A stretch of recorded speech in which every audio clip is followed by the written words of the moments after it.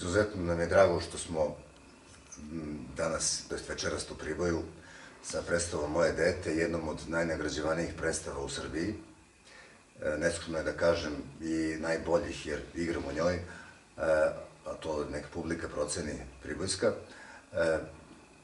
Pre svega zato što ova manifestacija nosi ime tog zaista velikog čoveka koga smo svi ili poznavali i igrali sa njim, a ako nismo, onda smo na neki način bili vezani preko medija i preko televizije za njega, preko raznih uloga, ne samo čuvenog Stjepana Šekića, već ja se sećam konkretno kada sam bio mali da me fascinirao ulogom u seriji Portret Ilije Pevca, gde sam zapravo, bio sam čini mi se čak u osnovnoj školi, gde me njegova gluma prosto raznela. I kasnije je bila velika čast da ga upoznam. Nažalost, nismo igrali u pozorištu zajedno, ali smo nastupali nekoliko puta na manifestacijama za obnovu manastira i Đurđevih stupova konkretno.